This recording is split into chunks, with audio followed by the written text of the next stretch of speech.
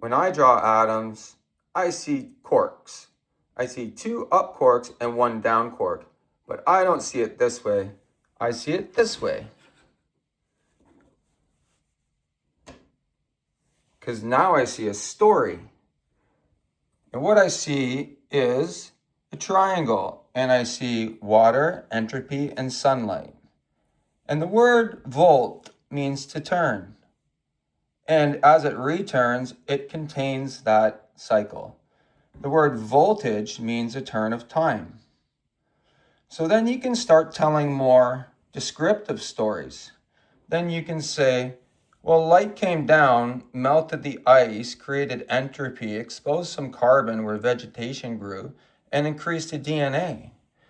And then all sorts of stories appear, like a high impact thing came down and then rained fire, but then the same process kept going around. And it's an amazing, complex story, and we can add another dimension to that. Okay, so when you add another dimension to that, then you start really seeing spatial relation, and you realize that you're not just trying to bait people into some theory, you're talking about entanglement and containment. And I know that can be like a little bit freaky, but it's really all just about spatial relation, right? And perspective. So let's talk about it together. And I know it can kind of freak you out, but guess what? Like, it can be scary. And we don't have to be scared. And this is really no bull. Like, I'm not trying to pull the wool over anyone's eyes. But this is just a static thing right here. It's just a picture. We got to add time to the equation.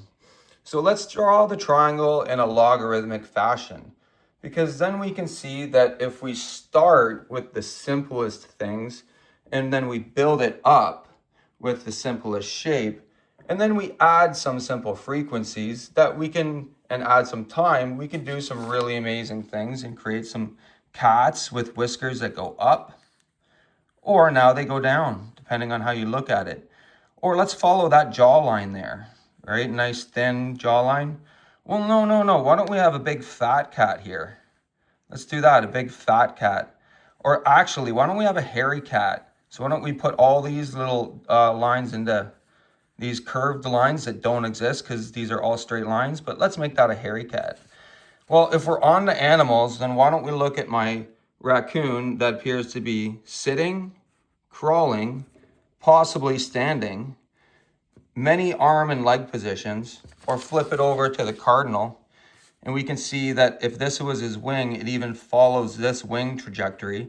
Or if this was his head, it even follows its head trajectory.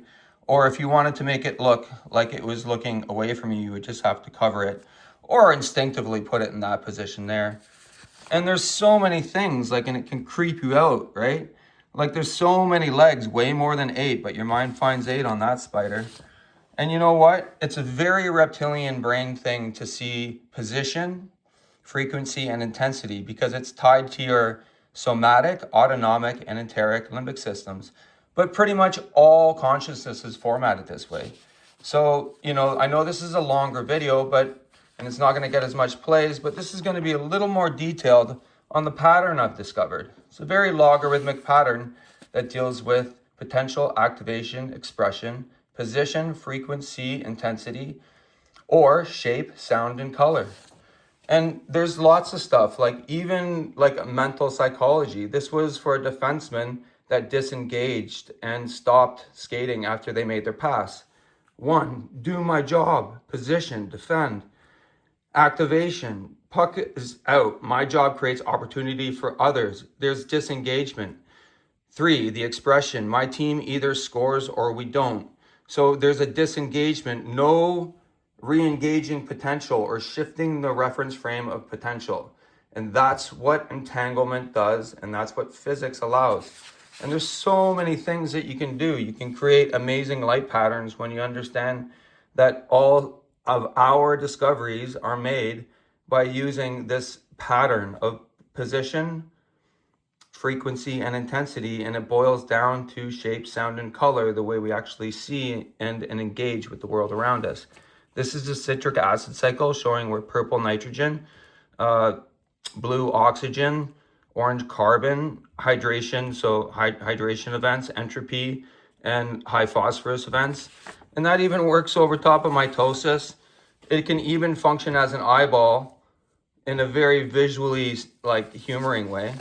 And you know what? Sometimes you can go overboard when you get into this kind of stuff and just create stuff. So this is my Christmas tree for everyone. And I know this is a long video and nobody will see it, but Merry Christmas, because I just created a Christmas tree from position, frequency, and intensity.